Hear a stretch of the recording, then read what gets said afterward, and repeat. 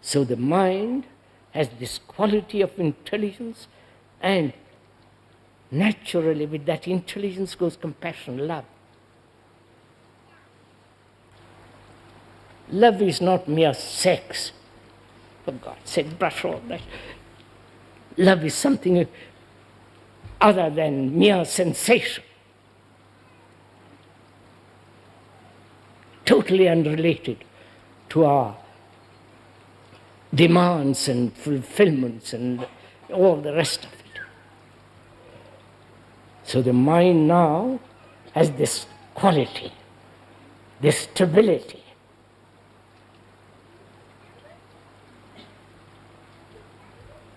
It's like a rock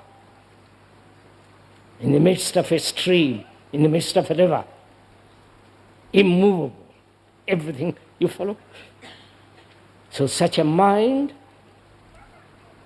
because it's understood relationship with each other, we went into that. Relationship is not based on image. And say, you have an image about me and I have an image about her. And our relationship is that, from image to image. You know all this, don't you? And therefore there is no actual relationship. There may be the relationship of touch, of the senses. But that's not actual, deep, profound relationship with another. If there is not that profound relationship, there is conflict. And out of that conflict we create this society, which is utterly immoral, violent, murderous.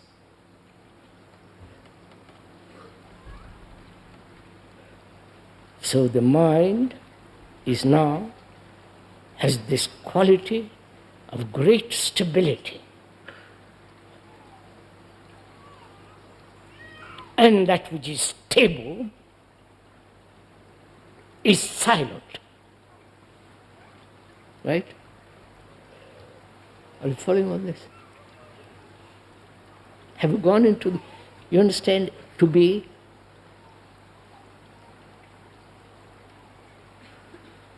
absolutely clear, to have clarity which can then examine any problem. That clarity is stability.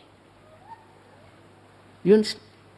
It's only the mind that's confused, contradictory, broken up, that's unstable, neurotic, seeking, striving, struggling.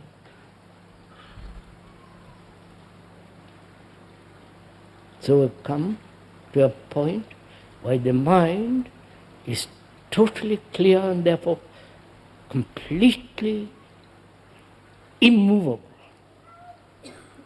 You understand? Immovable, not the sense of a mountain, but immovable in the sense that it is so completely, has no problem, you've got all that. Therefore it's extraordinarily stable and therefore pliable. Right? Now, such a mind is quiet. And you need to have a mind that's absolutely silent. Absolutely, not relatively.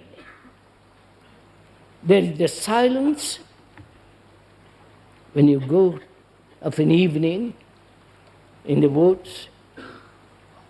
There is great silence. All the birds have gone to bed. The wind, the whisper of the leaves have ended. There is great stillness. There is the outward stillness.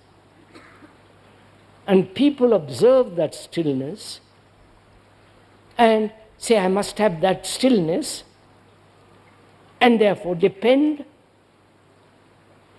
on the stillness of being alone.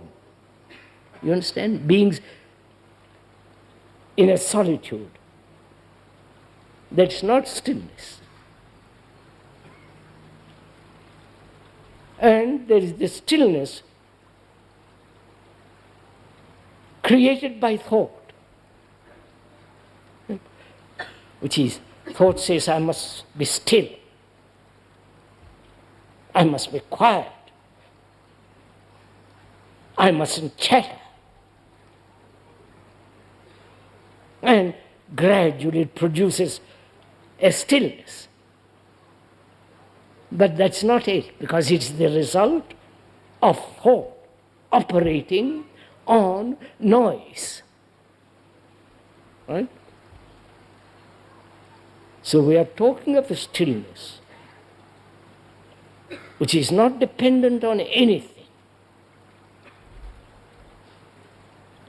And it is only that quality of stillness, that absolute silence of the mind, that can see that which is eternal, timeless, nameless. This is meditation.